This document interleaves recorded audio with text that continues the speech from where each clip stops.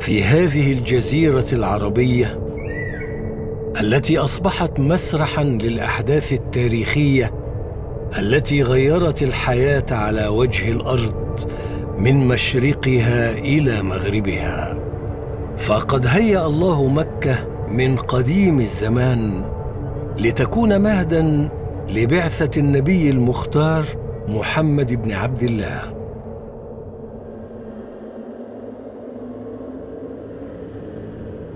نريد أن نخطط لعبادة أي شيء يلهي الناس عن إبراهيم وعن دعوة الحق التي جاء بها. علينا أن نفعل أي شيء لنصرف الناس عنه ونشجعهم على الشرك بالله وفعل المعاصي. لا بد أن نجعلهم ينغمسون في عبادة الأصنام، فيعكفون عليها ويتعبدون لها ويستغيثون بها ويحجون إليها ويطوفون حولها. علينا أن نزين لهم المعاصي لينغمسوا في الخمر والميسر والشهوات والملذات، بل وسنغير ما شرع في دين إبراهيم، فنحرم ما أحل الله من الأنعام ونجعلهم يقدمونها نذراً للآلهة.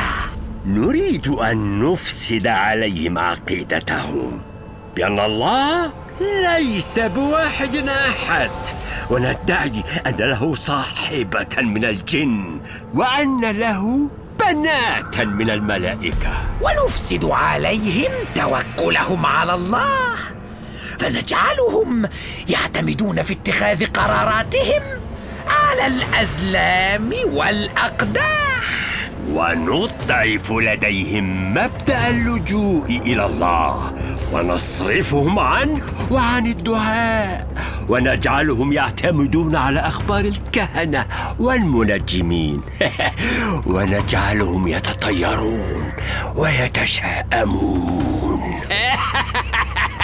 هيا بنا جميعا إلى إفساد بني آدم، وسأبدأ أنا بإفساد الجراهمة في مكة.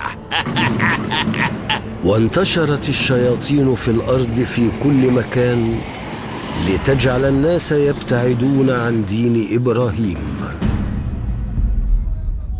لقد ساء أمر قبيلة جرهم بمكة، فأشركوا بالله وظلموا الوافدين واستحلوا مال الكعبة، وكانت مكة لا يقر فيها ظلم ولا يبغي فيها أحد إلا أخرج منها.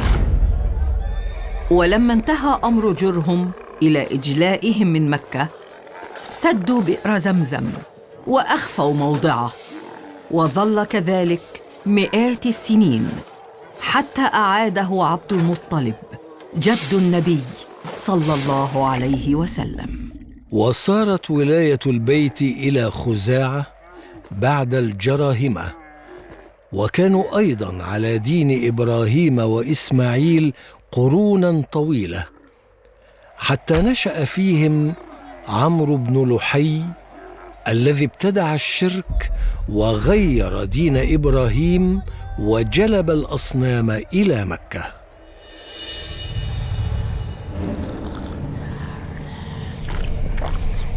نشرب الخمر ثم نغير على هذه القبيلة، نأخذ نساءها ونسرق أموالها ثم نرابي بها، أو نلعب بها الميسر، أو نشتري بها البغايا والإماء.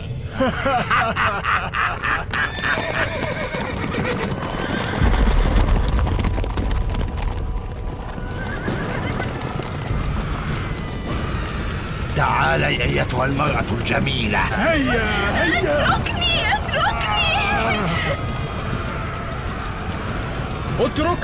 اتركها وإلا قتلتك.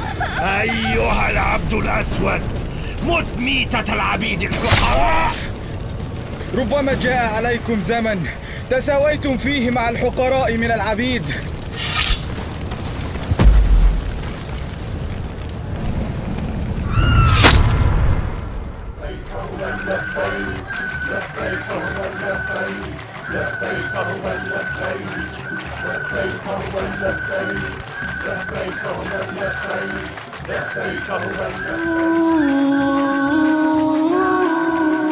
اشفي هذا الغلام يا هبل.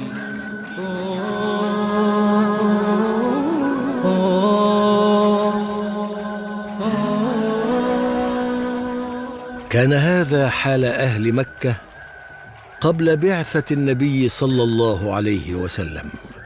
يا إلهي، ارزقني الذرية الصالحة والمال والعزة والجاه. لا، ما كان الله ليدع العالم هكذا.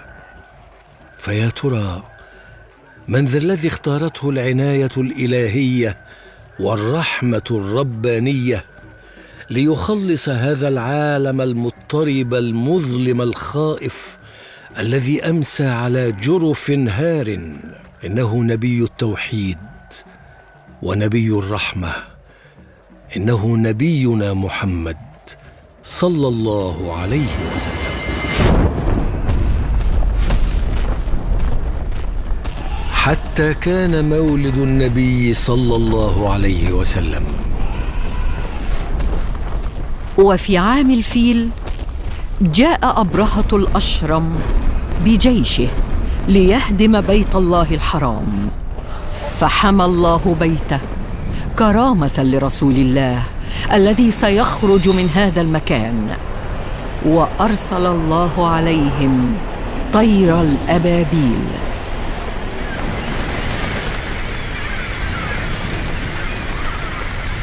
وفي هذا العام بعد مئات السنين تم إعادة حفر بئر زمزم على يد جده عبد المطلب. وها هي زمزم، رمز العطاء الإلهي الذي لا ينتهي، تعود من جديد، وذلك من أجل امرأة انقادت لأمر ربها فكافأ الله بها الأمة بفضل يقينها وإيمانها.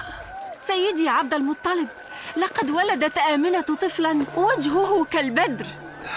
لعله عوضاً لنا عن موت أبيه عبد الله.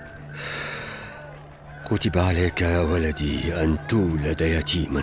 ماذا سنسميه؟ سأسميه محمداً.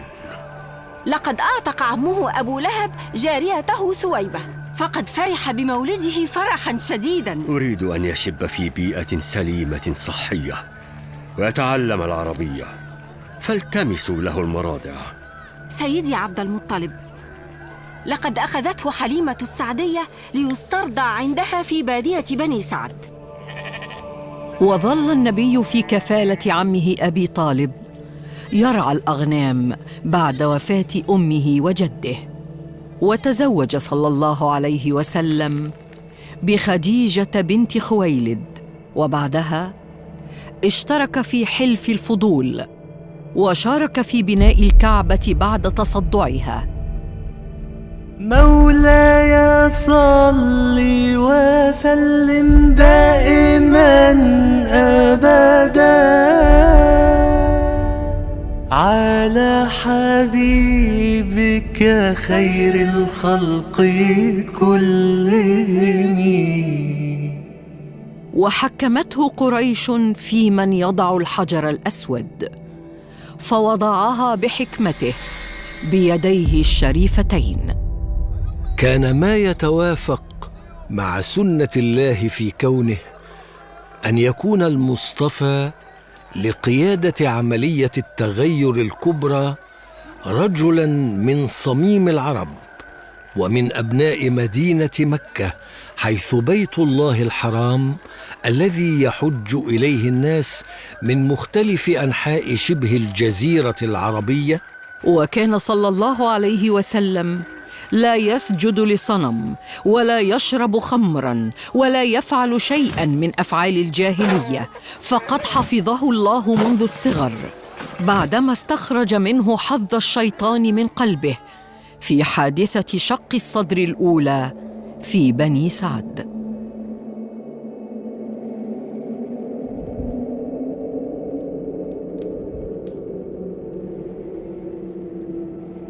وكان يتعبد في غار حراء.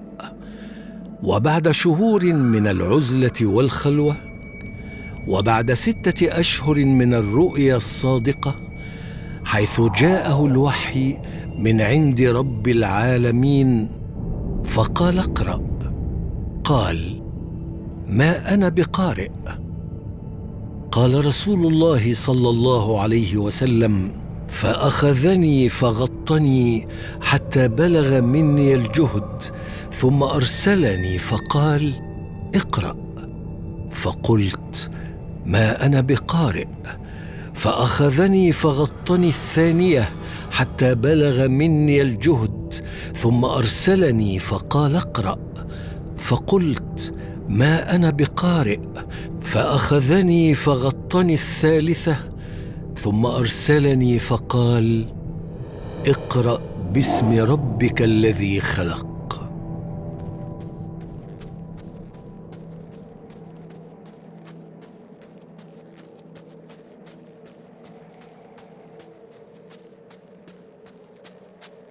فرجع رسول الله صلى الله عليه وسلم يرجف فؤاده، فدخل على خديجة بنت خويلد وأخبرها الخبر، وقال صلى الله عليه وسلم: لقد خشيت على نفسي.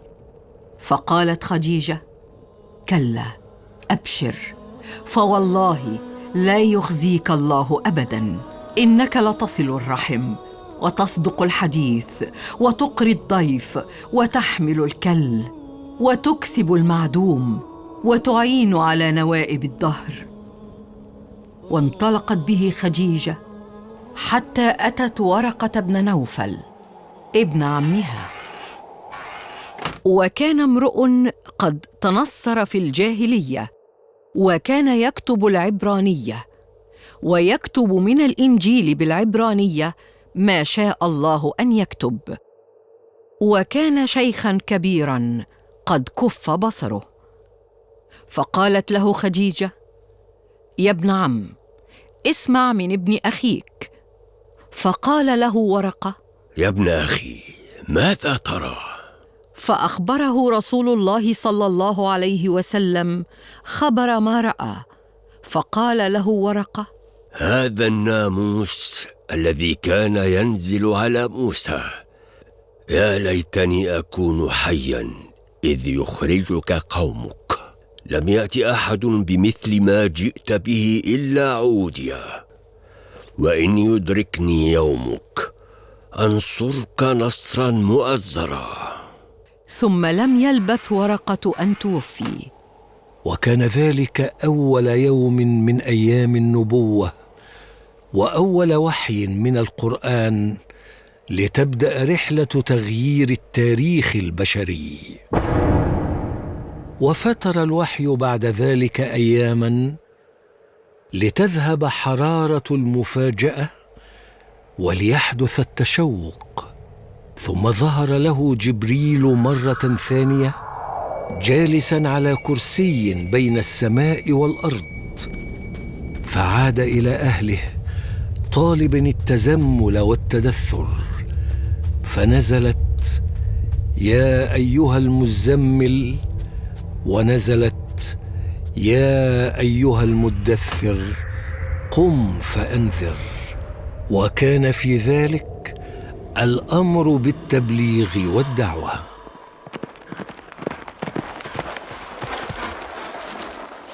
أيها الناس، لقد بعث محمد، لقد بعث محمد. أيها الناس، لقد بعث محمد.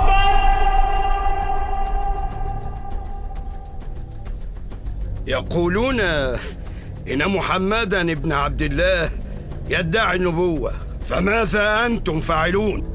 إنها لكارثة كبيرة، علينا أن نقدم ما بوسعنا لإيقافه. لماذا كل هذا الاهتمام بأمر محمد؟ دعوه وشأنه. تبا لك، ألا تدري لماذا؟ إنه يسفه ديننا ويذكر آلهتنا بسوء، ويزعم إنه نبي يدعو إلى عبادة إله واحد. هل قال ذلك؟ كيف يجرؤ على هذا؟ واللات والعزى لن ندعه حتى يرجع عن ذلك. لم يتوقف الأمر على هذا، بل يدعي أن هناك حياة بعد الموت ونشورا وأن هناك حسابا وجنة ونارا. ليس هذا فحسب، بل إن دعوته تلك تمثل خطرا على عاداتنا وتقاليدنا وما ورثناه عن آبائنا. علينا أن نوقفه جميعا نصرة لآلهتنا. إذن علينا أن نقول فيه قول الوليد بأنه شاعر أو ساحر أو مجنون. علينا أن نحاربه بكل قوة قبل أن يساوي بين السادة وبين العبيد. نعم، إن الإيمان بمحمد يهدد زعامتنا القبلية والدينية بين العرب. لكن عمه أبو طالب يسانده ويقف بجانبه. لن تكتمل هذه الدعوة مهما كانت النتائج. بدأت الدعوة الجهرية بدعوة عشيرته الأقربين، فقال: أرأيتكم لو أخبرتكم أن خيلا بالوادي تريد أن تغير عليكم، أكنتم مصدقي؟ قالوا: نعم، ما جربنا عليك إلا صدقا. تبا لك، أجمعتنا لمثل هذا الأمر؟ وقد نبههم رسول الله بحكمته أن العدو اللدود كامن في نفوسهم مترصد في بيوتهم، وهو أولى أن يخافوه ويأخذوا له عدته. وأنذر عشيرتك الأقربين واخفض جناحك لمن اتبعك من المؤمنين، فإن عصوك فقل إني بريء مما تعملون، وتوكل على العزيز الرحيم الذي يراك حين تقوم وتقلبك في الساجدين إنه هو السميع العليم. هذه الآيات جاءت في سورة الشعراء التي ذكرت فيها قصة موسى عليه السلام من بداية النبوة إلى هجرته مع بني إسرائيل ونجاتهم من فرعون وقومه وغرق فرعون ومن معه، واشتملت أيضاً على جميع المراحل التي مر بها موسى عليه السلام خلال دعوة فرعون وقومه إلى الله. أتى الله الحكيم بهذا التفصيل في هذا الوقت الذي أمر به الرسول بالجهر بالدعوة ليكون أمامه وأمام الصحابة نموذجاً لما سيلقونه من التكذيب والاضطهاد، وليكونوا على بصيرة من أمرهم منذ بداية الدعوة. وكذلك اشتملت هذه السورة على مآل وعاقبة المكذبين للرسل من قوم نوح وعاد وثمود وإبراهيم ولوط، علاوة على ما ذكر من أمر فرعون وقومه، ليعلم الذين سيكذبون بالرسالة بما سيؤول إليه أمرهم من مؤاخذة الله إن استمروا على التكذيب، وكذلك ليعرف المؤمنون أن حسن العاقبة لهم إن صبروا. إن اتباع أبي بكر لمحمد وإعلان ذلك وزيادة أعداد مؤيدي محمد يعطيه قوة هي خطر علينا. هؤلاء الذين قلبوا العبيد علينا بلال الأسود وأمثاله أصبحوا يطالبوننا بالمساواة بينهم. سنصب العذاب عليهم صبا، وسنحاصرهم في الشعاب حتى يعلموا قدرهم. لقد جهروا بدعوتهم دون أي خوف. وبدأت رحلة تعذيب المسلمين على يد الكفار في مكة. وصبرا على الأذى يا بلال، لأوجاعك إنك بال.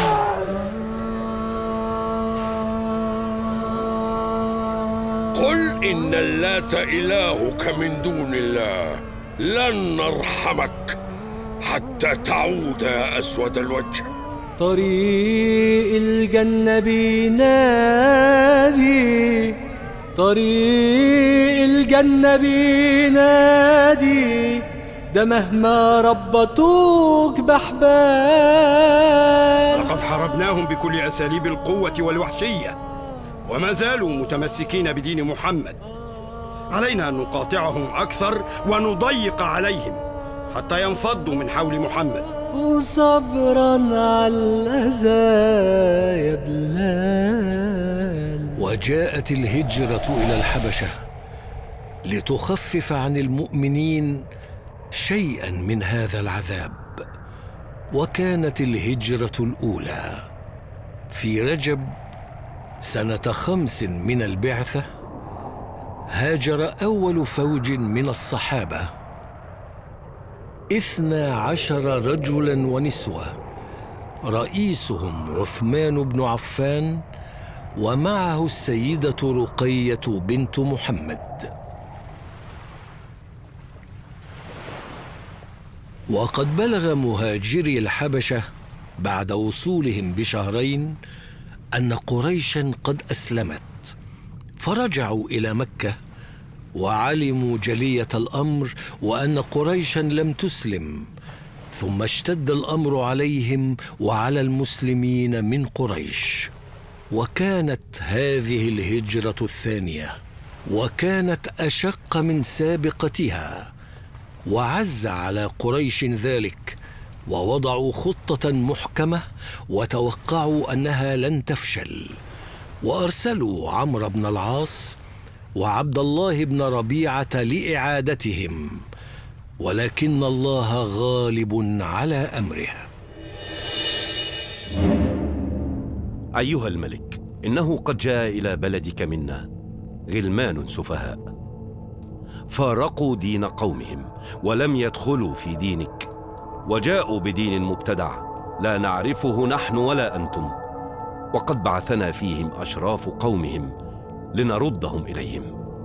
قال جعفر: يا أيها الملك، كنا قوما أهل جاهلية، نعبد الأصنام ونأكل الميتة ونأتي الفواحش ونقطع الأرحام، حتى بعث الله إلينا رسولا نعرف نسبه وصدقه وأمانته.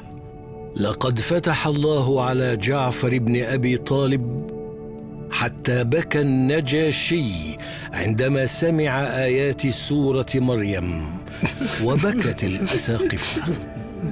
إن هذا والله والذي جاء به عيسى لا يخرج من مشكاة واحدة. انطلقا فلا أسلمهم إليكما أبدا. هذه كارثة. لقد أسلم عمر بن الخطاب وحمزة عم محمد. وكذلك فشلنا في استرداد المارقين الفارين إلى الحبشة يا أبا الحكم. لا أدري ما الذي يغري هؤلاء القوم في دين محمد، حتى أن أبا طالب لم يعبأ بكل ما عرضناه عليه من حلول وإغراءات. لا بد من مواجهة كبرى مع محمد وأتباعه. لا أعرف موعدها، لكنها آتية لا محالة. يا معشر قريش، لقد اجتمعنا على هذه الوثيقة التي تقضي بمقاطعة بني هاشم وبني عبد المطلب، فلا بيع ولا شراء ولا زواج بيننا وبينهم حتى يسلموننا محمدا لنقتله. سنحاصر محمدا وعشيرته حتى يعودوا راكعين مستسلمين. مهما كان الثمن فلن ينتصر علينا محمد ومن معه من الصابئين.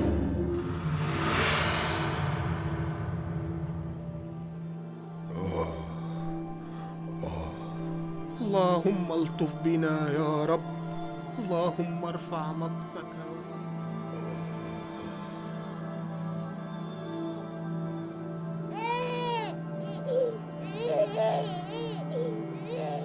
ومرت سنوات على هذا الحصار الظالم، والذي ذاق فيه المؤمنون مرارة الحصار وحلاوة الصبر والإيمان.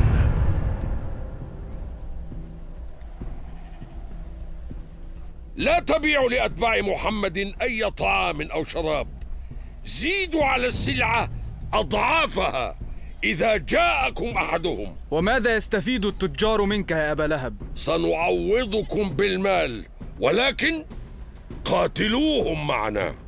لماذا تفعلون كل هذا مع بني جلدتكم؟ تركوا دين الآباء والأجداد. وما هو الدين الجديد الذي يدعون إليه؟ كف عن هذا اللغو وإلا قتلتك، فلا دين إلا ما نحن عليه.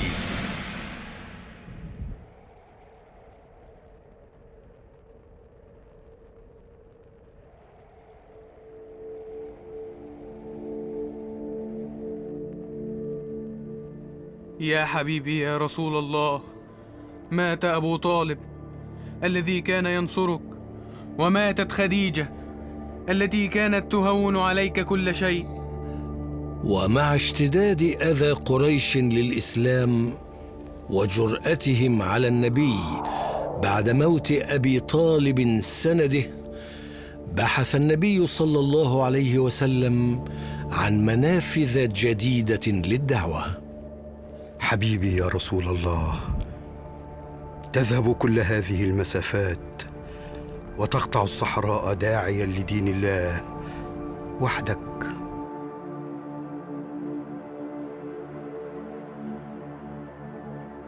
فاستصغر هؤلاء القوم ما قاله لهم رسول الله، ونادوا صبيانهم ليؤذوا رسول الله.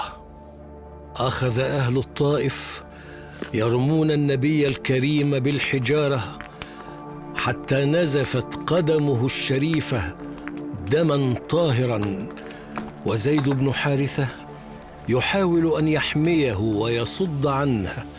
صلى الله عليك يا حبيبي يا رسول الله. وماذا فعل رسول الله يا زيد؟ جلس تحت ظل نخلة وكان مكروبا ودعا ربه. سألت عائشة رضي الله عنها رسول الله: هل أتى عليك يوم كان أشد عليك من أحد؟ فقال عليه الصلاة والسلام: لقد لقيت من قومك، وكان أشد ما لقيت منهم يوم العقبة، فلم يجبني أحد إلى ما أردت، فانطلقت وأنا هائم على وجهي، فلم أستفق إلا بقرن الثعالب، فرفعت رأسي فإذا أنا بسحابة قد أظلتني، فنظرت فإذا فيها جبريل فناداني فقال: إن الله قد سمع قول قومك لك وما ردوا عليك به، وقد بعث إليك ملك الجبال لتأمره بما شئت منهم. قال: فناداني ملك الجبال وسلم علي، ثم قال: يا محمد، إن الله بعثني إليك لتأمرني بأمرك فيما شئت، إن شئت أن أطبق عليهم الأخشبين. فقال له رسول الله صلى الله عليه وسلم: بل أرجو أن يخرج من أصلابهم من يعبد الله وحده لا يشرك به شيئا. لقد تحمل رسول الله في رحلته إلى الطائف إيذاء وتجريحا، ولكن الله ناصره ومكافئه. ألا إن نصر الله قريب. أجل، نصر الله قريب.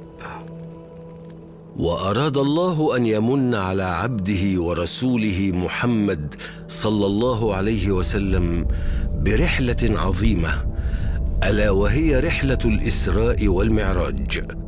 فلقد كانت ضيافة كريمة وتسلية وجبرا للخاطر وتعويضا عما لقيه في الطائف من الذل والهوان والجفاء والنكران، وهي من أعظم المعجزات الحسية التي أيد الله بها نبيه صلى الله عليه وسلم، وأخبر عنها بقوله: سبحان الذي أسرى بعبده ليلا من المسجد الحرام إلى المسجد الأقصى الذي باركنا حوله لنريه من آياتنا إنه هو السميع البصير.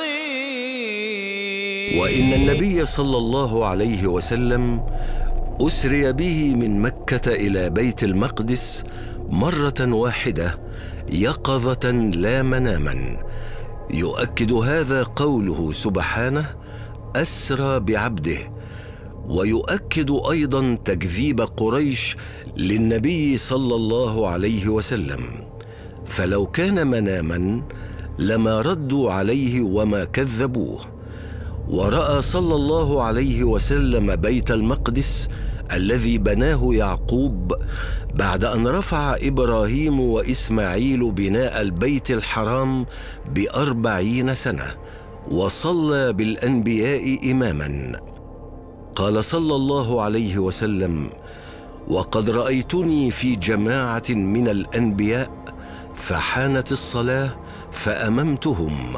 وإنه صلى الله عليه وسلم عرج به من بيت المقدس إلى السماء الدنيا ثم إلى بقية السماوات، وسلم على الأنبياء الذين رآهم في السماوات، ثم ارتفع فوق ذلك إلى مستوى سمع فيه صريف أقلام القدر لما هو كائن، ورأى سدرة المنتهى، ورأى جبريل بصورته الملكية وله 600 جناح، وفرض الله عليه هنالك الصلوات 50 صلاة، ثم خففها إلى 5 صلوات رحمة منه ولطفا بعباده. بعدما عاش النبي هذه الرحلة المباركة عاد مرة أخرى إلى المسجد الأقصى، فركب البراق مرة أخرى وكان مربوطا على باب المسجد الأقصى، ثم عاد إلى البيت الحرام قبل انتهاء الليل. فلما أصبح رسول الله في قومه أخبرهم بما أراه الله عز وجل من آياته الكبرى، فاشتد تكذيبهم وأذاهم وضراوتهم، وسألوه أن يصف لهم بيت المقدس، فجلاه الله له، فطفق يخبرهم عن آياته، ولم يردوا عليه شيئا إلا استهزاء به. وفي موسم الحج من السنة 11 من النبوة وجدت الدعوة بذورا صالحة، فعندما أسلم 6 نفر من الخزرج ذهبوا إلى المدينة وحملوا إليها رسالة الإسلام. لا إله إلا الله، أي لا معبود بحق إلا الله، فكلمة التوحيد هي التي بعث بها الله نبيه محمد رحمة للعالمين. وماذا عن عبادة الأصنام يا مصعب؟ باطلة، فهي شرك بالله الواحد الأحد، فلا بد من عبادة الله وحده لا شريك له. وماذا عن أخلاق الجاهلية؟ أما عن أخلاق الجاهلية فتمحوها كلمة لا إله إلا الله عند دخولها القلوب، وكلما زاد إيمان العبد زادت أخلاقه، وكلما نقصت ظهرت عليه آثار الجاهلية. وماذا عن الصلاة؟ يا أهل يثرب، الصلاة 5 مرات في اليوم والليلة، فهيا لأعلمكم. وفي العام 13 من البعثة لما انتشر الإسلام في المدينة على يد مصعب بن عمير، ورسول الله في مكة يلاقي عنة قريش وأذاها الذي كان يشتد على مر الأيام، قدم وفد الأنصار في موسم الحج، وكانوا 70 رجلا وامرأتين، وقالوا: نبايعك يا رسول الله. رويدا يا أهل يثرب، فوالله لا ندع هذه البيعة أبدا ولا نسلبها. فداك أبي وأمي يا رسول الله. علينا أن نمنعهم من هذه الهجرة. علينا أن نفرق بين الزوج وزوجه، وأن نجردهم من أموالهم. هذه فضيحة كبرى لمكة وأهلها. لن تحدث الهجرة مهما كان الثمن، بالقتل أو بالحبس أو بأية وسيلة. رسول الله خرج في الظهيرة مع أبي بكر الصديق قاصدا المدينة. أخاف عليه من قريش وغدرها يا بلال. شعرت قريش أن الإسلام أصبح له دار يلجأ إليها وحصن يحتمي به، فخافت من عواقب هذا الأمر الذي صار يهدد كيانهم، فباتوا يبحثون عن حامل لواء دعوة الإسلام محمد صلى الله عليه وسلم. وإذ يمكر بك الذين كفروا ليثبتوك أو يقتلوك أو يخرجوك ويمكرون ويمكر الله والله خير الماكرين. وقد مكث النبي صلى الله عليه وسلم في غار ثور 3 ليال. هذا غار ثور، الأثر يقول إنهم قد اقتربوا من هنا. يا نبي الله، لو أن أحدهم نظر تحت قدميه لرآنا. قال صلى الله عليه وسلم: اسكت يا أبا بكر، ما بالك باثنين الله ثالثهما. لقد شل تفكيري، فعلينا أن نعلن عن مكافأة لمن يعثر على محمد وأبي بكر أو يقتلهما. يا سامع نجوى من في الغار وصارف عنهم الأنظار. يا سامع نجوى من في الغار وصارف عنهم الأنظار.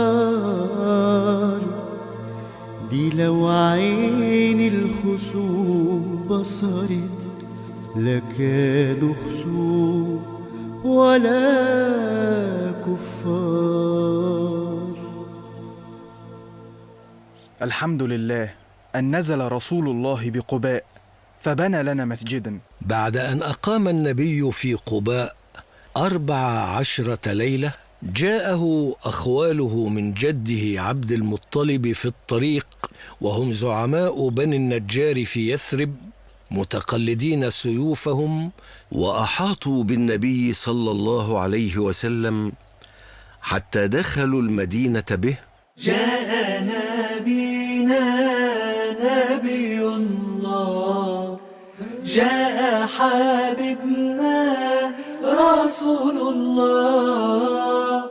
جاء نبينا نبي الله، جاء حبيبنا رسول الله. جاء نبينا نبي الله، جاء حبيبنا رسول الله. اللهم صل وسلم على نبي الله. ما رأيت أهل المدينة فرحوا بشيء كما فرحوا برسول الله صلى الله عليه وسلم.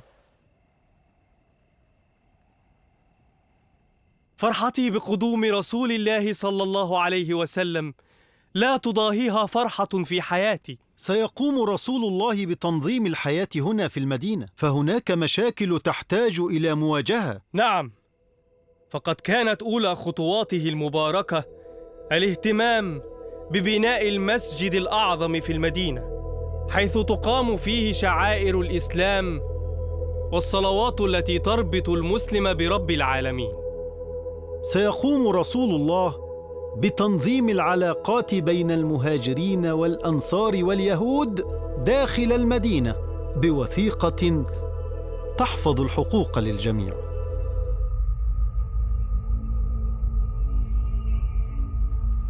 لقد هاجر محمد وكسر شوكتنا. لن نتركهم هكذا، وسنرتب لحروب متتالية معهم. لنجهز أنفسنا من الآن لمحاربة محمد وأصحابه. لن ندعك تسخر منا أكثر من ذلك يا محمد، فلقد حانت ساعة الحرب. وعجباه، لقد وصل محمد إلى المدينة وأصبح بحكم الدستور حاكم المدينة، ولم يصادر حريتنا في ديننا وأموالنا، بل ترك لنا مطلق الحرية في كل ذلك. أخشى على اليهود من هذا الدين الجديد، وخصوصا بعد إسلام حبرنا عبد الله بن سلام. كنا نعلم ونهدد الأوس والخزرج أن نبي آخر الزمان سيخرج، ولكن ليس من جزيرة العرب. علينا أن نظهر له الود ونكن له الكفر، ونتعاون مع قريش ضده في أي معركة. لابد أن نجهز أنفسنا لحرب طويلة مع المسلمين. نحن أبناء الله وأحباؤه، وما جاء به محمد كذب وضلال. نعم يا أخي، وإن كانوا على حق فلما يصلون نحو قبلتنا؟ حقا، فنحن شعب الله المختار. وبينما كان النبي يقلب وجهه في السماء، وذلك في منتصف شعبان وبمرور 16 شهرا من الهجرة، نزل جبريل ليزف البشرى للتوجه إلى الكعبة بيت الله الحرام. انظروا، ما الذي ولاهم عن قبلتهم التي كانوا عليها؟ ما الذي ولاهم عن هذه القبلة؟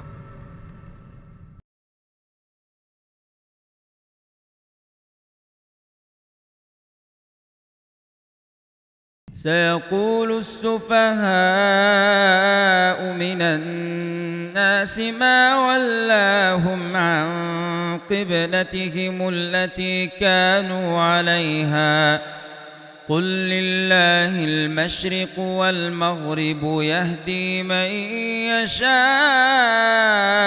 إلى صراط مستقيم.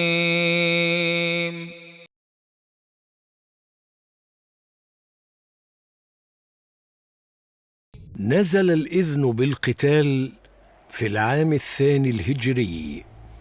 نعم، حمل المسلمون السيف ودخلوا في معارك مع الكفار، ولكن لماذا؟ للرد على ما كان يوجه إليهم من كيد وتنكيل ومن تعذيب وتقتيل. فقد كانت قريش كما سيتبين لنا هي التي تبدأ بالعدوان وتسعى للقضاء على الإسلام والمسلمين. وكان إذا بعث سرية يوصيهم بتقوى الله ويقول: سيروا بسم الله وفي سبيل الله وقاتلوا من كفر بالله، ولا تمثلوا ولا تغدروا ولا تقتلوا وليدا. وكان صلى الله عليه وسلم ينهى عن قتل النساء والولدان، وكان يأمر أمير سريته أن يدعوهم قبل القتال إلى الإسلام، فإن أجابوا إليه قبل منهم، وإن بدأوه بالقتال استعان بالله وقاتلهم. وكان يقول صلى الله عليه وسلم: بشروا ولا تنفروا، ويسروا ولا تعسروا.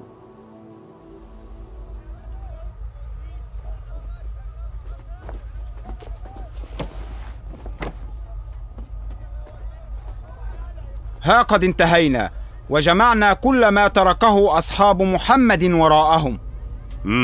جيد، حتى أخذها معي في قافلة الشام وأبيعها كلها، فقد أصبحت ملكنا الآن.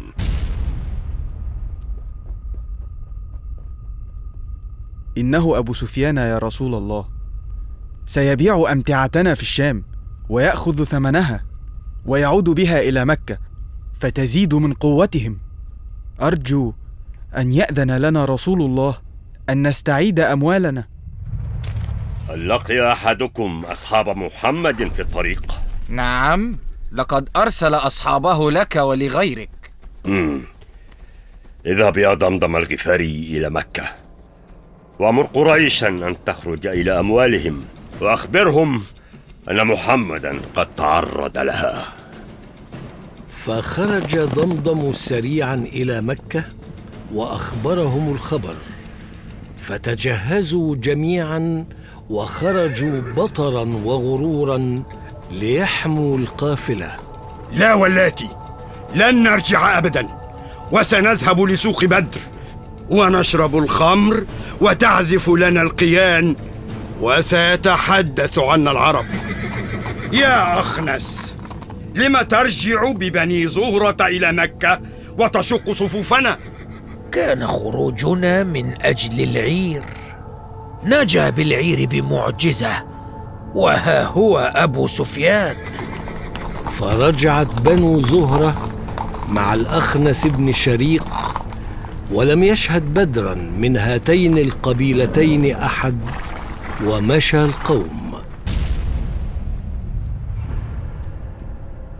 وهنا جد الجد، وانقلب الأمر للمسلمين، إذ كان الخروج لمواجهة القافلة. فماذا يكون المصير إذا فوجئوا بالقتال وهم على غير استعداد؟ فذهبت الظنون ببعضهم أنهم يقادون إلى الموت. ثم قال رسول الله: أشيروا علي أيها الناس، وإنما يريد الأنصار. فقال له سعد بن معاذ: والله لكأنك تريدنا يا رسول الله. قال: أجل. قال سعد: فقد آمنا بك وصدقناك، وشهدنا أن ما جئت به هو الحق، وأعطيناك على ذلك عهدنا ومواثيقنا على السمع والطاعة. فامض يا رسول الله لما أردت، فنحن معك. فوالذي بعثك بالحق، لو استعرضت بنا هذا البحر فخضته لخضناه معك، ما تخلف منا واحد، وما نكره أن تلقى بنا عدونا غدا.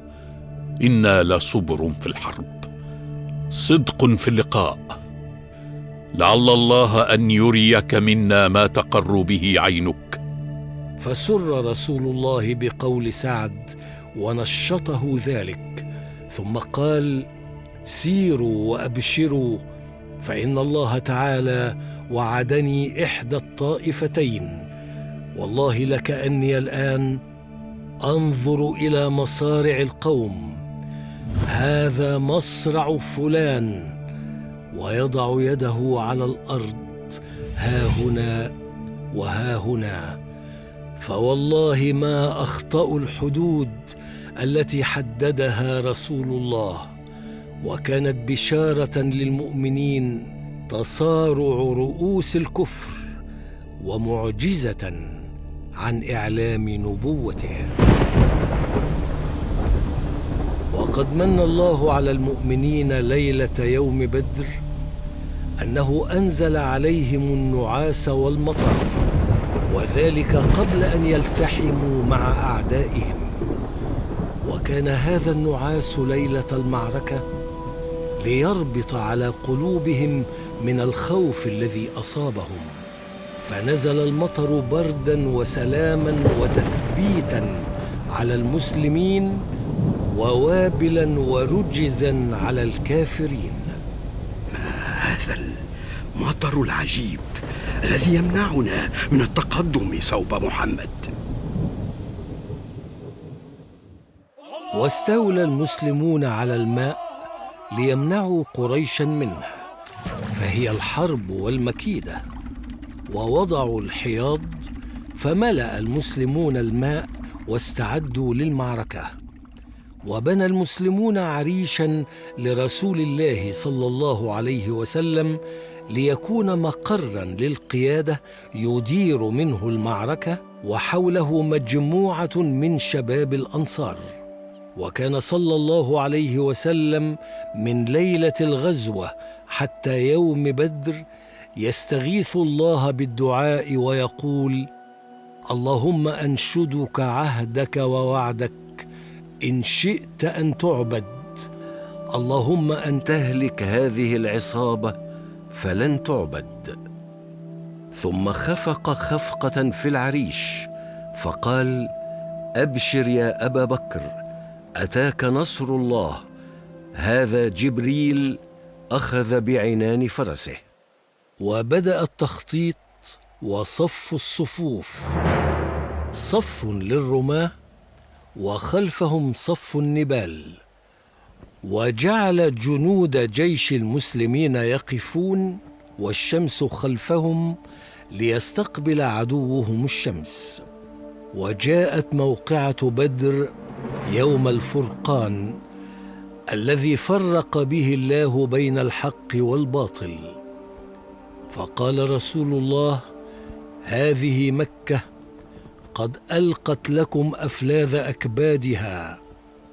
وقال صلى الله عليه وسلم: لا يقاتلنهم اليوم رجل منكم فيقتل صابرا محتسبا مقبلا غير مدبر إلا أدخله الله الجنة. لتبدأ المبارزة. اخرج يا شيبة بن ربيعة، واخرج يا عتبة بن ربيعة، وأنت يا وليد بن عتبة.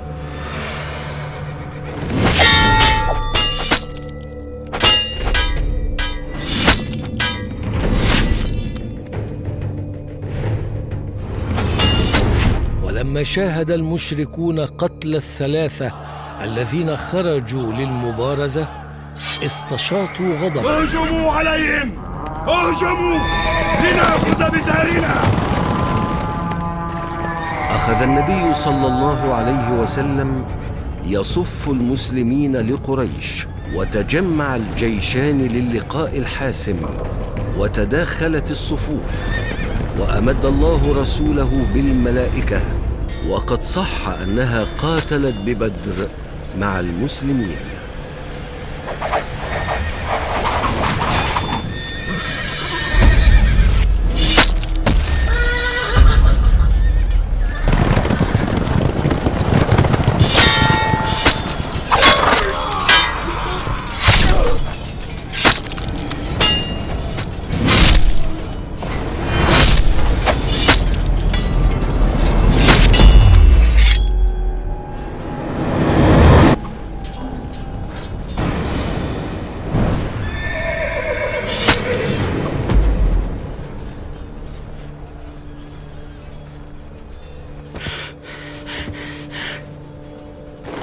هل أخزاك الله يا عدو الله؟ لقد ارتقيت مرتقا صعبا يا رويعي الغنم. فلم تقتلوهم ولكن الله قتلهم، وما رميت إذ رميت ولكن الله رمى، وما رميت إذ رميت ولكن الله رمى، وليبلي المؤمنين منه بلاء حسنا، إن الله سميع عليم.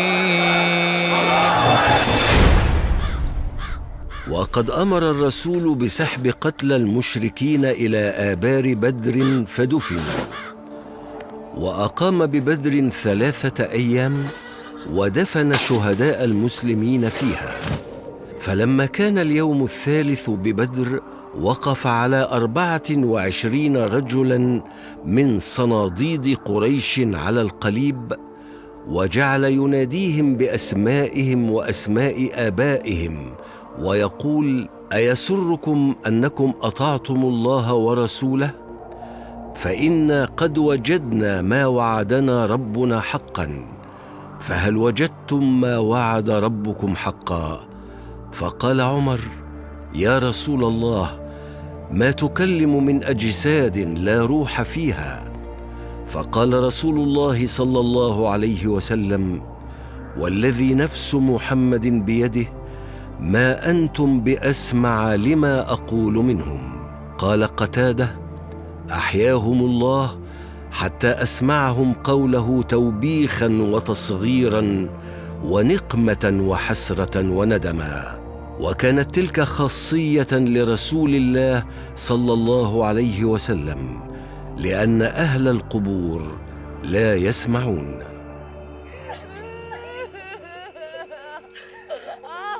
هزمت قريش، هزمت قريش يا قوم، وانتصر محمد يا أبا سفيان، انتصر محمد.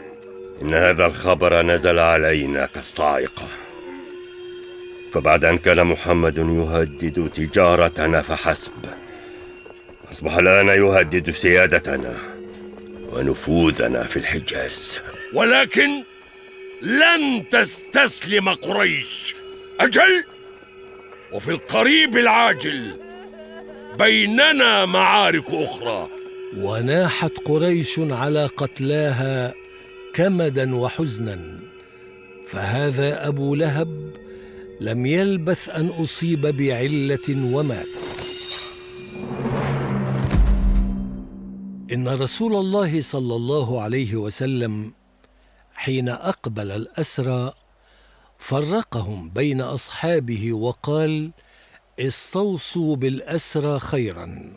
فكان الصحابة رضي الله عنهم يكرمون هؤلاء الأسرى الذين كانوا قبل قليل يقاتلون الرسول وصحابته، ومنهم من آذى الرسول صلى الله عليه وسلم أشد الأذى في مكة. وهذا يؤكد أن الحرب في الإسلام حرب فضيلة، وكان لهذا الخلق الرحيم أكبر الأثر في إسراع مجموعة من أشراف الأسرى وأفاضلهم إلى الإسلام. ويظهر أثر المعاملة الكريمة في حوار النبي صلى الله عليه وسلم مع أبي عزة الشاعر: يا رسول الله، لقد عرفت نصيبي من المال لأفدي به نفسي من الأسر، وإني لذو حاجة وذو عيال وبنات، فمن علي. فمن عليه رسول الله صلى الله عليه وسلم وأمر ألا يظاهر عليه أحد. وعاد الأسرى إلى أهليهم يتحدثون عن محمد ومكارم أخلاقه ومحبته وسماحته صلى الله عليه وسلم، وعن دعوته وما فيها من الإصلاح والبر والخير. لقد انتصر المسلمون في بدر، وهذا يغيظنا نحن اليهود. وقد أجلى النبي صلى الله عليه وسلم بني قينقاع عن المدينة لما أظهروا العداء الواضح بمجاهرتهم بالعدوان بعد بدر للمسلمين ولنبي الإسلام، فنقضوا عهدهم مع رسول الله صلى الله عليه وسلم فأجلاهم إلى خيبر جزاء وفاقا. يا قوم، إني أخاف على مكانة قريش بين العرب. علينا أن نوقف محمدا وأتباعه، بل ونقضي عليهم. يا أبا سفيان، علينا أن نجهز جيشا كبيرا مع حلفائنا لغزو محمد وصحابته في عقر دارهم. أورثت الهزيمة النكراء التي ألحقها المسلمون بهم يوم بدر حقدا دفينا، كما أنها هزت مكانة قريش بين العرب، فقرروا على أنه لا يمحوه إلا الأخذ بالثأر والتصميم على المواجهة، فكانت غزوة أحد.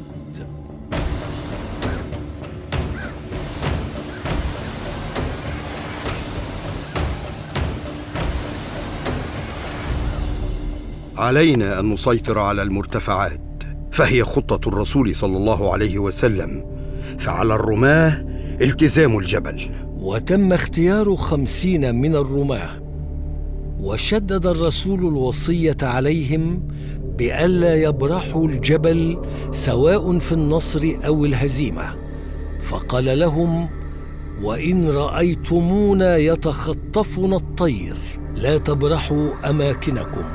وأمر عليهم عبد الله بن جبير.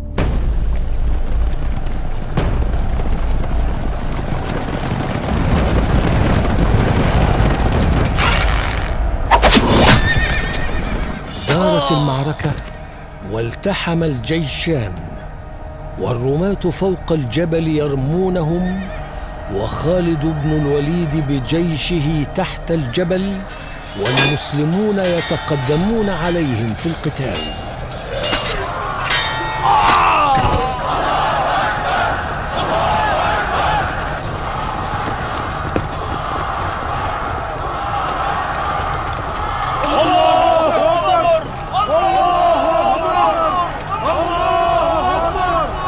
انظروا، لقد انتصرنا، والمشركون يفرون ويتركون خلفهم الغنائم والأسلام.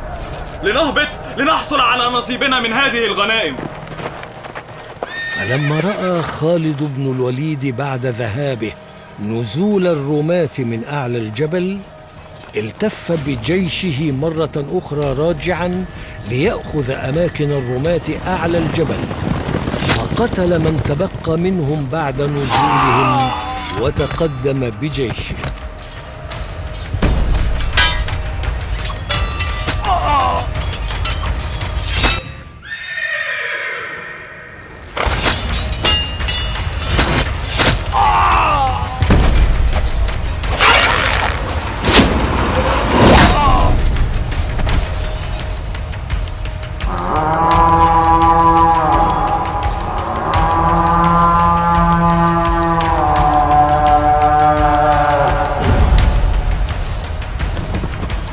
وشب القتال مرة أخرى بينهم، وأخذ حمزة والصحابة يقاتلون بقوة حتى جاءه وحشي فرماه برمح فقتله. فانعكس فعل معصية الرماة على المعركة، فبعد أن كانت في صالح المؤمنين تحولت لتصبح لصالح المشركين. وفر جمع من المسلمين إلى المدينة بعد سماعهم إشاعة مقتل النبي صلى الله عليه وسلم، وكان الفارون لا يلوون على أحد بالرغم من دعوة الرسول صلى الله عليه وسلم بالثبات معه. ولم يبق مع النبي إلا 12 رجلا من الصحابة، منهم أنس بن النضر. أشهد أن لا إله إلا الله. يا إلهي، لقد أصيب النبي صلى الله عليه وسلم، شج وجه رسول الله، وكسرت رباعيته، وجرحت وجنتاه، وشفته السفلى من باطنها. وكان النبي صلى الله عليه وسلم يمسح الدماء عن وجهه الشريف ويقول: كيف يفلح قوم شجوا وجه نبيهم وهو يدعوهم إلى الله؟ فأنزل الله تعالى: بسم الله الرحمن الرحيم. ليس لك من الأمر شيء أو يتوب عليهم أو يعذبهم فإنهم ظالمون. وقد بلغ عدد الشهداء في أحد نحو 70 شهيدا، ويظهر ذلك في قوله تعالى: أولما أصابتكم مصيبة قد أصبتم مثليها قلتم أنى هذا قل هو من عند أنفسكم إن الله على كل شيء قدير. وقد مثل المشركون بجثث الصحابة، ودفن الصحابة شهداءهم في أحد بعد انتهاء المعركة، وبالرغم من ذلك عفى عنهم رسول الله ونهى عن المثلة، وقال صلى الله عليه وسلم: إن الله كتب الإحسان على كل شيء، فإذا قتلتم فأحسنوا القتلة، وإذا ذبحتم فأحسنوا الذبح، وليحد أحدكم شفرته. لقد حاول اليهود اغتيال النبي في بني النضير، ولقد نقض بنو النضير عهودهم مع المسلمين، ولا بد من إجلائهم عن المدينة. يا حارث، أنت زعيمنا، فماذا أنت فاعل في أمر المسلمين؟ سنجمع السلاح والجنود ونؤلب القبائل على المسلمين ونحاربهم. وقد خرج رسول الله بجيشه نحو ديار بني المصطلق عندما علم بخروجهم إليه. يا رجال، هل أنتم على قلب رجل واحد في قتال محمد؟ أنا كنانة بن الربيع. وأنا حيي بن أخطب. نحن زعماء بني النضير، كلنا معكم ونعاهدكم على قتال محمد. وأنت يا طلحة؟ أنا معكم وبنو أسد وكل جزيرة العرب ضد محمد. إذن هي الحرب الفاصلة. نعم، هي الحرب.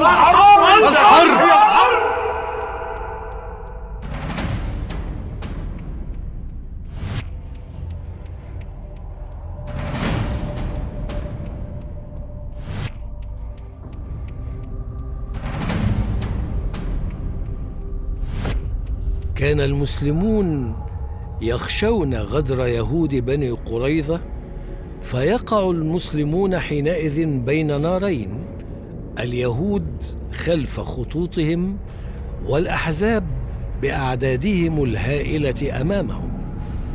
فخرج حيي بن أخطب النضري حتى أتى حصون بني قريظة، فلما سمع به كعب أغلق باب حصنه دون حيي، فاستأذن عليه فأبى أن يفتح له. ويحك يا كعب، افتح لي. ويحك حيي، إنك امرئ مشؤوم، وإني قد عاهدت محمدا فلست بناقض ما بيني وبينه، ولم أر منه إلا وفاء وصدقا. ويحك يا كعب، افتح لي.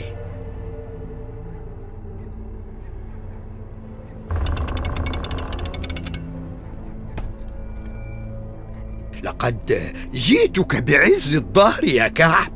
وما ذاك؟ جئتك بقريش على قادتها وسادتها، وعاهدوني ألا يبرحوا أماكنهم حتى نستأصل محمدا ومن معه. جئتني والله بذل الدهر. لقد غدر بنا يهود بني قريظة، وقد اشتد الحصار علينا. لقد تجمعت العرب على قتالنا، والمنافقون والوثنيون واليهود.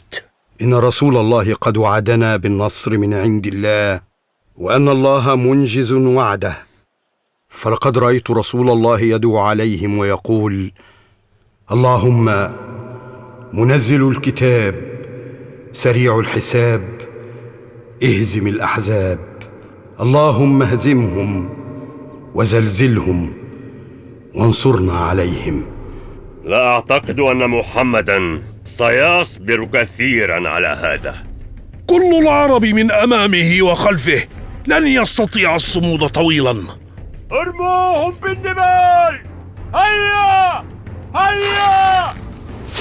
وهزم الله الأحزاب بحوله وقوته واستجابة لرسوله صلى الله عليه وسلم، فزلزل قلوبهم، ثم أنزل عليهم الريح الشديدة فزلزلت أبدانهم في ليلة مظلمة باردة، فقلبت قدور المشركين واقتلعت خيامهم وأطفئت نيرانهم.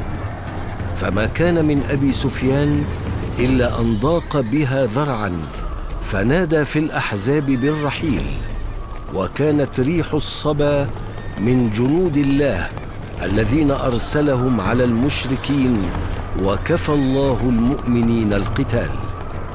وبعدها بدأ تأديب بني قريظة بعد أن حاصرهم النبي صلى الله عليه وسلم، ونزل حكم الله فيهم، وكان جزاء وفاقا لما فعلوه من خيانة النبي صلى الله عليه وسلم ونقض العهد. وظلت قريش تكابر وتحارب المسلمين في كل وقت حتى وصلنا إلى الحديبية، وقال صلى الله عليه وسلم: الآن نغزوهم ولا يغزوننا. رأى رسول الله صلى الله عليه وسلم رؤيا سرته وفرح بها، ورؤيا الأنبياء وحي من الله، فجمع أصحابه وقص عليهم رؤيا، وبشرهم بأنهم سيطوفون ببيت الله بعد طول غياب عنه، بعد 5 سنوات من الحرمان. رسول الله يأمركم بأن لا يأخذ أحد منكم معه سلاح إلا ما يأخذه الراكب، فأنتم لم تخرجوا لحرب أو معركة، وإنما خرجتم معتمرين سلميين زائرين لبيت الله الحرام. قال لهم رسول الله صلى الله عليه وسلم عندما خرجوا معه: أنتم خير أهل الأرض. إذن فقد جاء غازيا يطلب القتال. لا واللات والعزى، لقد علمت أنه لم يأتي إلا لزيارة الكعبة. لا نأمن مكره ومكر أصحابه، فهو يريد أن يدخل عنوة إلى مكة.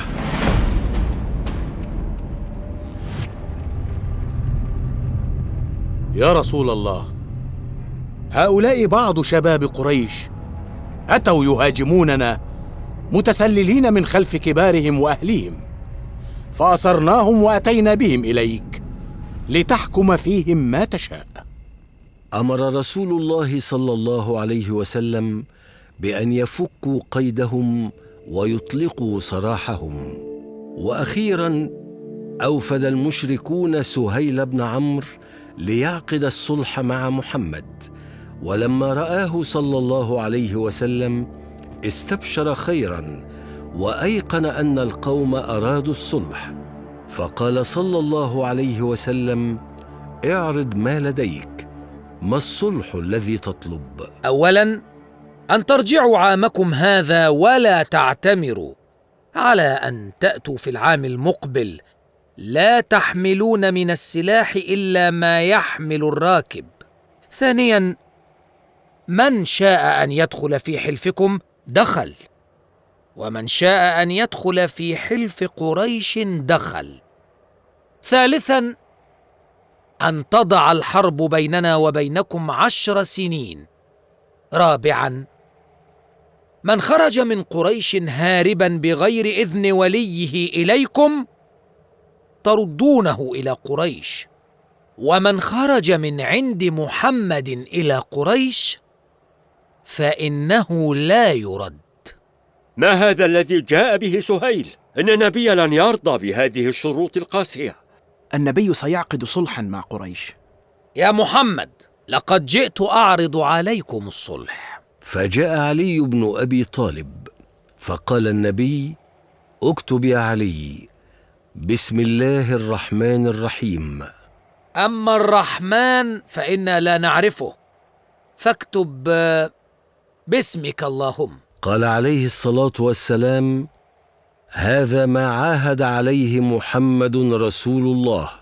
يا محمد، لو علمنا أنك رسول الله ما قاتلناك ولا صددناك عن البيت، بل كنا من التابعين. أترغب عن اسمك واسم أبيك؟ اكتب اسمك واسم أبيك. فقال النبي صلى الله عليه وسلم: والله إني لرسول الله وإن كذبتموني. ثم قال لعلي: امحو رسول الله. قال علي: والله لا أمحوك أبدا. فأخذ رسول الله الكتاب فأراه إياها علي، فمحاها النبي صلى الله عليه وسلم بيده. وفي صلح الحديبية أكبر وأروع المثل على ذلك، لنتعلم من رسول الله كيف يمد يده بالسلام وكيف يحقن الدماء.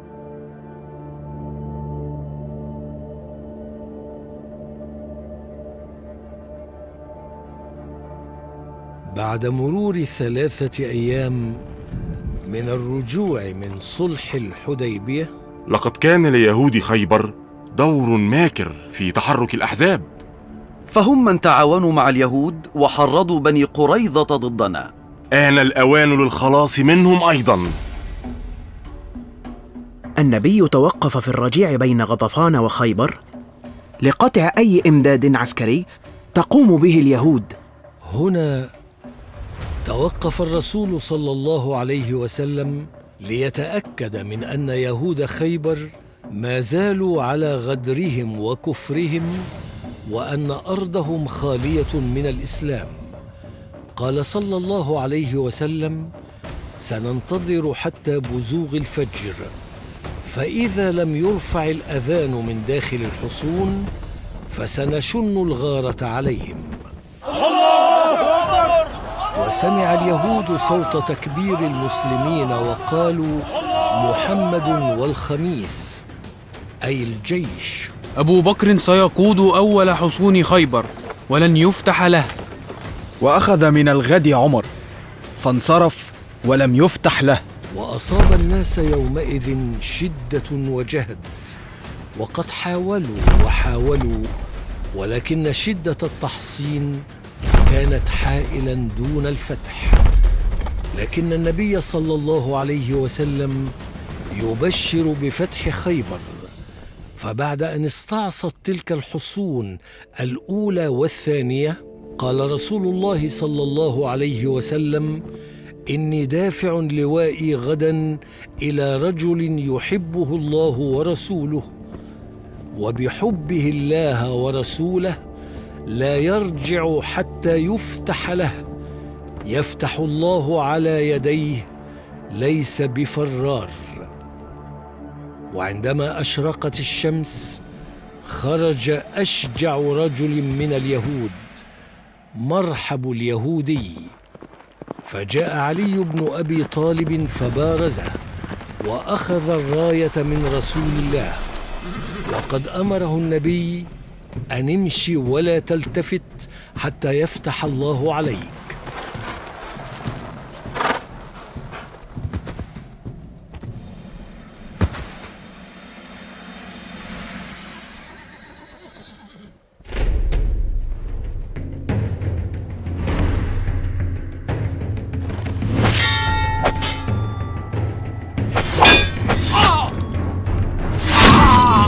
الله أكبر! وكتب الله النصر على يهود خيبر، وفتحت حصونهم بفضل الله. الله أكبر! الله أكبر! الله أكبر! وأرسل النبي صلى الله عليه وسلم لكل ملوك الأرض أيضا برسالات يدعوهم فيها إلى الله. أيكم أقرب من هذا الرجل؟ أنا يا سيدي القيصر. هل هو ذو حسب فيكم؟ نعم، فهو ذو نسب فينا. هل كنتم تتهمونه بالكذب قبل أن يقول إنه نبي؟ هو الصادق الأمين في مكة. وهل اتبعه أشراف الناس أم ضعفاؤهم؟ بل ضعفاؤهم. يزيدون أم ينقصون؟ يزيدون سيدي القيصر. وهل ارتد أحد منهم عن دينه؟ لا، لم يرتد أحد. لو كان كلامك عنه صحيح فهو نبي، ولو أني أعلم أني أخلص إليه لأحببت لقاءه، ولا يبلغن ملكه ما تحت قدمي. وعندما وصلت رسالته إلى كسرى ملك الفرس مع عبد الله بن حذافة، فلما قرأها مزقها، فدعا رسول الله عليهم أن يمزقوا كل ممزق. غدا نقاتل الروم في مؤتة. هذا قتال لا بد منه، فقد أشعل عرب الشمال الصراع بين المسلمين والروم، وكذلك قتلوا سفير النبي. سننتصر بإذن الله ولا شك في ذلك. إن قريشا نقضت عهد الحديبية. أظن أن فتح مكة يبدو في الأفق. ماذا تقول؟ أتوقع فتحا قريبا بيننا وبين قريش. ألا تذكر سورة الفتح التي نزلت بعد صلح الحديبية؟ وبشرتنا بنصر قريب ففتحت خيبر، وبشرتنا بنصر بعيد فلعلها مكة إن شاء الله.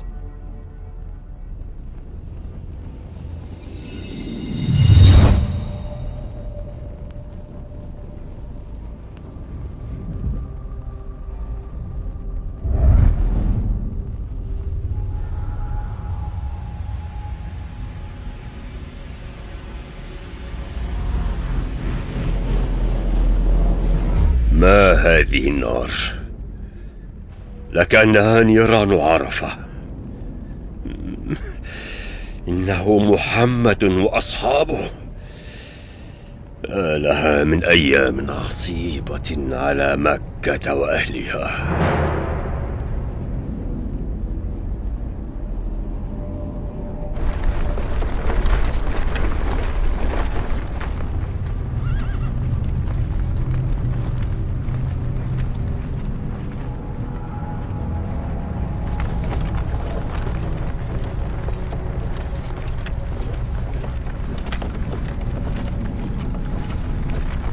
لا قبل لنا اليوم بمحمد وأصحابه وجيشه الجرار.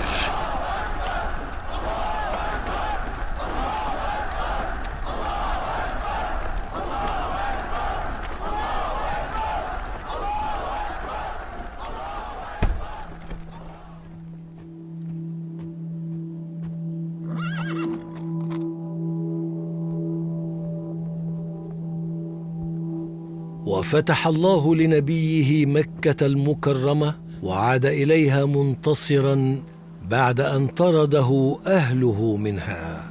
لقد عفى رسول الله عن أهل مكة، فهم أهله وعشيرته. أخ كريم وابن أخ كريم. كان صلى الله عليه وسلم يقول وهو يطعن الأصنام بعود في يده: جاء الحق وزهق الباطل، إن الباطل كان زهوقا.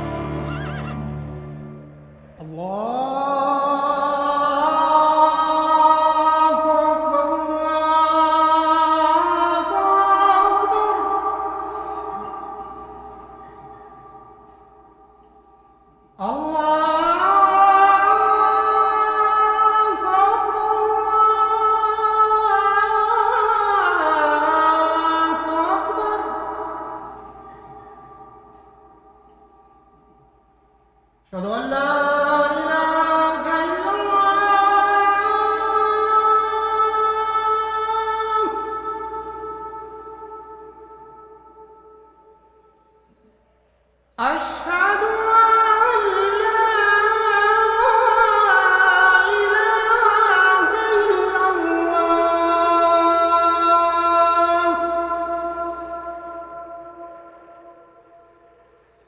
أشهد أن محمدا رسول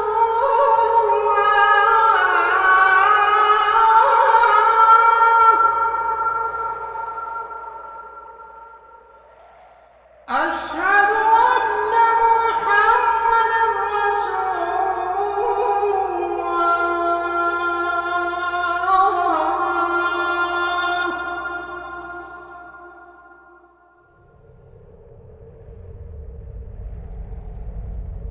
عز على الوثنية العربية الجاهلية بعد فتح مكة المكرمة أن ترى راية التوحيد تخفق في رحابها، وأن تتحطم الأصنام التي كانت فيها. أنا مالك بن عوف النضري سيد هوازن، أدعوكم لغزو محمد قبل أن يغزوكم.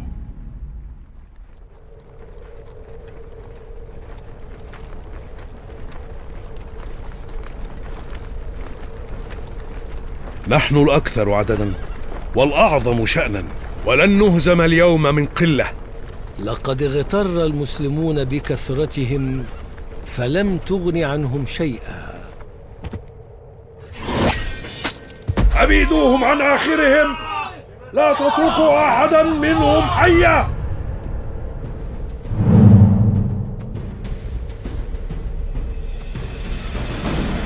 ارموهم بالدماء، هيا!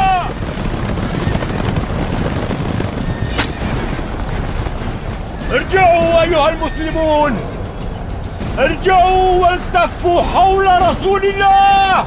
حمي وطيس المعركة ورسول الله على بغلته في قوة وثبات. رسول الله يرمي المشركين بحصيات ويقول: أنا النبي لا كذب، أنا ابن عبد المطلب.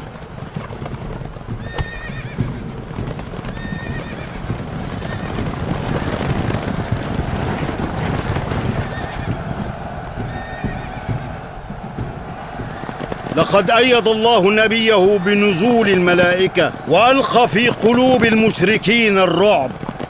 صلى الله عليك يا رسول الله، صلى الله عليه وسلم.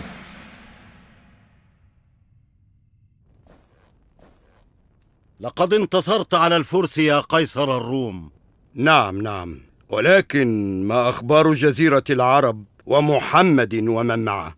تقول الأخبار من أتباعنا هناك إن محمداً قد عاد من محاصرة الطائف. نريد أن نستحوذ على جزيرة العرب وأن نوقف زحف محمد. سنجمع كل القبائل إلى جانب قواتنا الرومية. إذن فاستعدوا جميعاً.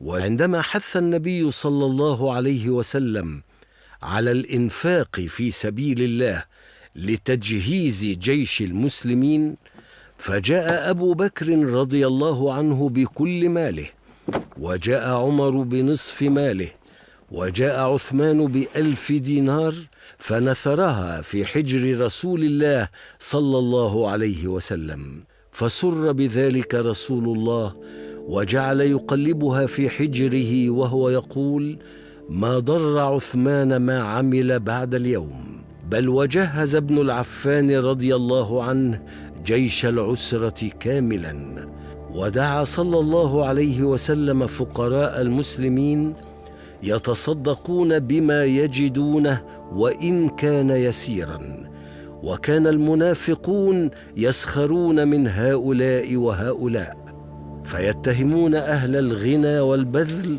بالرياء والسمعة، ويتهمون الفقراء بأن الله غني عن نفقاتهم القليلة اليسيرة. ولقد استطاع النبي صلى الله عليه وسلم أن يحشد 30,000 مقاتل من المهاجرين والأنصار وأهل مكة والقبائل العربية الأخرى. سميت هذه الغزوة بالفاضحة لأنها فضحت المنافقين. هناك عسرة في المال والماء والحر الشديد. لقد ترك المنافقون الحرب ففضحهم الله. والله متم نوره يا بلال.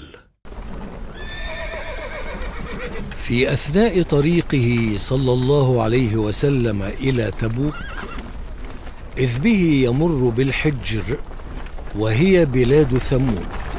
ففي حديث ابن عمر رضي الله عنهما قال: لما مر النبي صلى الله عليه وسلم بالحجر قال: لا تدخلوا مساكن الذين ظلموا أنفسهم أن يصيبكم ما أصابهم إلا أن تكونوا باكين. ثم أقنع رأسه وأسرع السير حتى أجاز الوادي. ثم بلغوا مكان المعركة وكان الحر شديدا.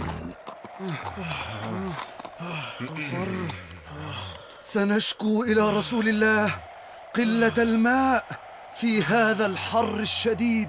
فدعا رسول الله صلى الله عليه وسلم ربه واستسقى لمن معه من المسلمين، فأرسل الله سحابة فأمطرت حتى ارتوى الناس.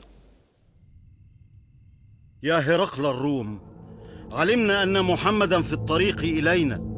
لا أدري ما هذا الرعب الذي ينتابني. ماذا نفعل يا قيصر الروم؟ أخشى أن يهزمنا المسلمون فتضيع هيبتنا بين الأمم. وانسحبت جيوش الروم خوفا ورعبا، حتى إن النبي صلى الله عليه وسلم قد وصل إلى تبوك فلم يلق حربا، فقال: نصرت بالرعب مسيرة شهر. علمت أن رسول الله صلى الله عليه وسلم ينتوي الحج.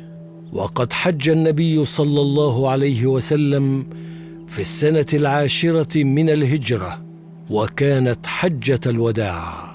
ويا له من مشهد عظيم ومهيب، حيث التفت كل قبائل العرب حول رسول الله للتعلم منه أمور دينهم.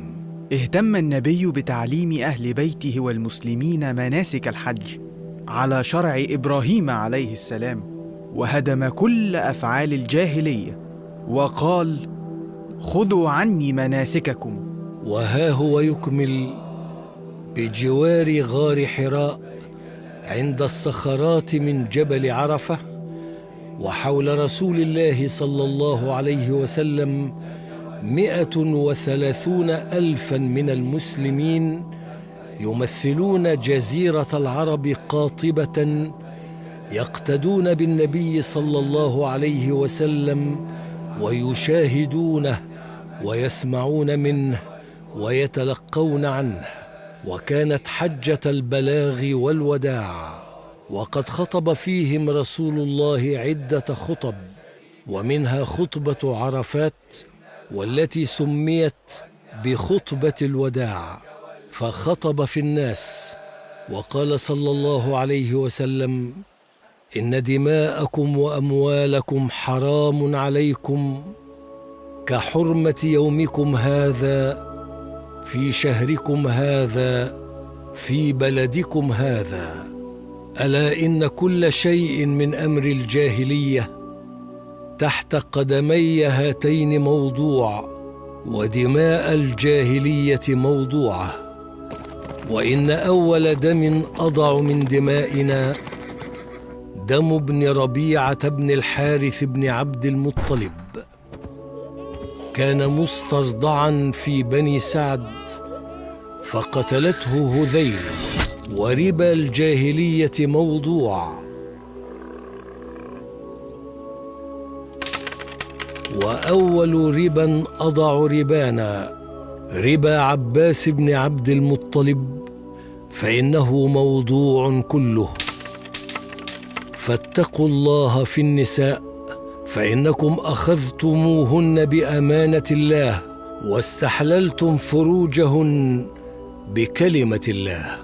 وإني قد تركت فيكم ما إن تمسكتم به لن تضلوا بعدي أبدا، كتاب الله وسنتي، وأنتم تسألون عني فما أنتم قائلون؟ قالوا: نشهد أنك قد بلغت رسالات ربك وأديت ونصحت لأمتك وقضيت الذي عليك. فقال بأصبعه السبابة يرفعها إلى السماء وينكتها إلى الناس: اللهم اشهد، اللهم اشهد. تتابعت الأمارات الدالة على وفاة النبي صلى الله عليه وسلم، فنزلت الآيات القرآنية واضحة صريحة تتحدث عن موته صلى الله عليه وسلم: إنك ميت وإنهم ميتون. تسمعها في ليل العابدين مزامير ترتلها ثغور الذاكرين الله كثيرا والذاكرات، لكن الصحابة رضي الله تعالى عنهم لم يكونوا يحسبون أنه يكون، فقد جبلت القلوب على التعلق بالمحبوب، فكيف بالنبي صلى الله عليه وسلم؟ فكان مما قاله صلى الله عليه وسلم في حجة الوداع: لعلي لا أراكم بعد عامي هذا. فما عاش النبي صلى الله عليه وسلم بعد حجة الوداع إلا 81 ليلة. وقد بدأ مرض النبي بصداع حاد، حتى إنهم وضعوا على رأسه 7 من قرب المياه، وبين كل واحدة وأخرى كان يغشى عليه وهو يحاول أن يقوم ليصلي بالمسلمين فلا يستطيع، فأمر أبا بكر بالصلاة إماماً للمسلمين. وعلم بقلق الصحابة عليه صلى الله عليه وسلم. فتقول السيدة عائشة: فكثر اللغط في المسجد إشفاقاً على النبي، فقال النبي صلى الله عليه وسلم: ما هذا؟ فقالوا: يا رسول الله، يخافون عليك. فقال: احملوني إليهم. وأمر الفضل بن العباس أن يأخذ بيده الشريفة حتى يدخل المسجد. جلس صلى الله عليه وسلم على المنبر مريضاً، وقال للفضل: نادي في الناس. فاجتمع الناس، ثم قال صلى الله عليه وسلم: عبد خيره الله أن يؤتيه زهرة الدنيا وبين ما عنده، فاختار ما عنده. فبكى أبو بكر ونادى قائلاً: فديناك بآبائنا وأمهاتنا يا رسول الله. فقال صلى الله عليه وسلم: على رسلك يا أبا بكر.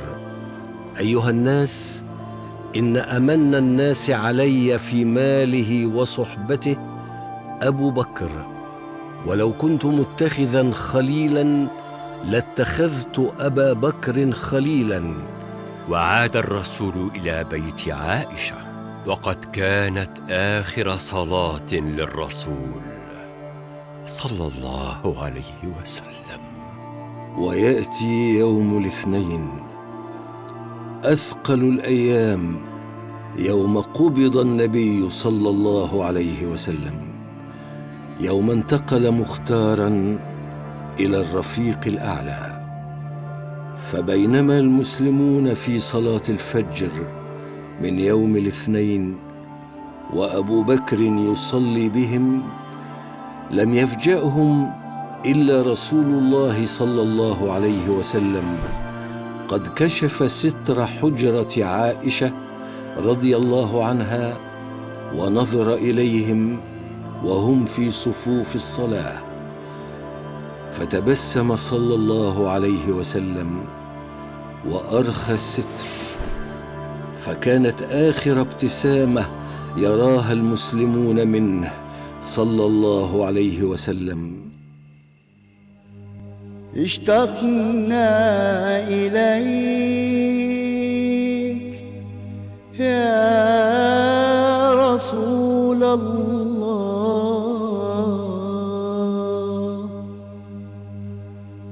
اشتقنا إليك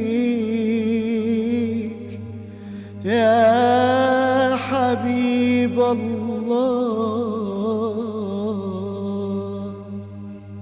اشتقنا إليك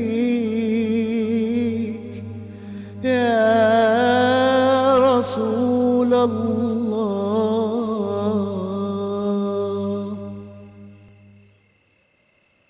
وينقطع خبر السماء ويتوقف جبريل عن أمر عزيز جد عزيز أشرقت به الأرض وسعدت به السماوات.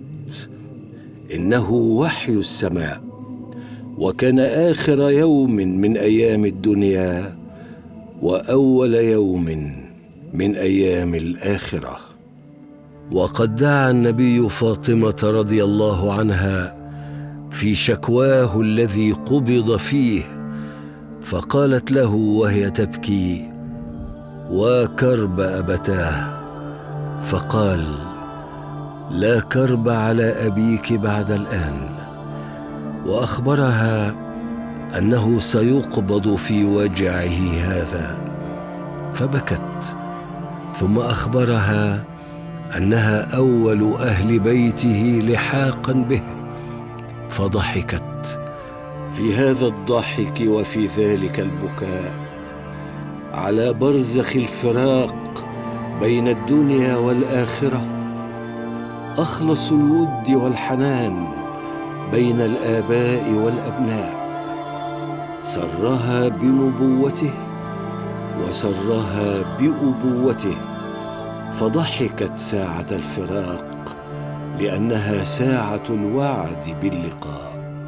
وأسند النبي صلى الله عليه وسلم رأسه إلى زوجته عائشة، وأخذت سكرات الموت تتغشاه، وكان بين يديه إناء فيه ماء، يدخل يده في الماء فيمسح به وجهه ويقول: لا إله إلا الله، إن للموت سكرات، اللهم أعني على سكرات الموت.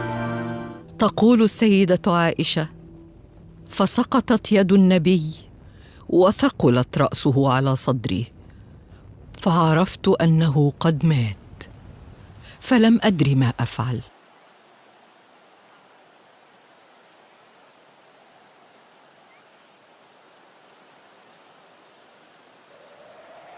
فما كان مني غير أن خرجت من حجرتي وفتحت بابي الذي يطل على الرجال في المسجد وأقول: مات رسول الله، مات رسول الله، فانفجر المسجد بالبكاء.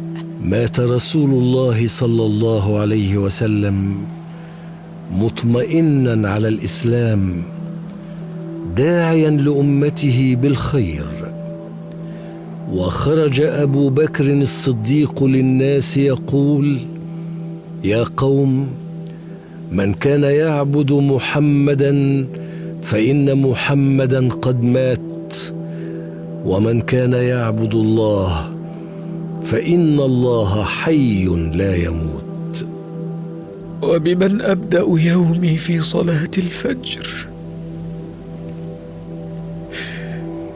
وكيف لي أن أدخل مسجدك وأنت لست فيه؟ بأبي أنت وأمي يا رسول الله. وقالت فاطمة: أطابت أنفسكم أن تحثوا على رسول الله التراب. ثم قالت رضي الله عنها: يا أبتاه، أجاب ربا دعاه، يا أبتاه، جنة الفردوس مأواه، يا أبتاه، إلى جبريل ننعاه. يا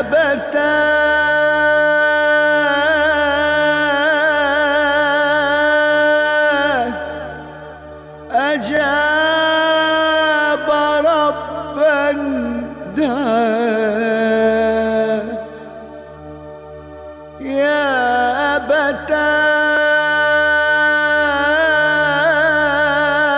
أبتاه إلى جبريل ننعاه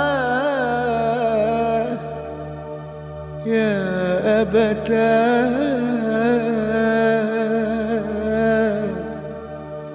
جنة الفردوس مثواه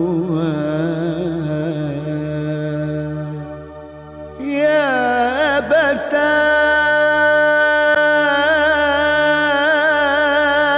أبتاه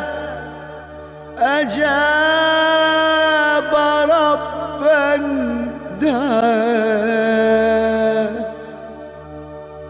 يا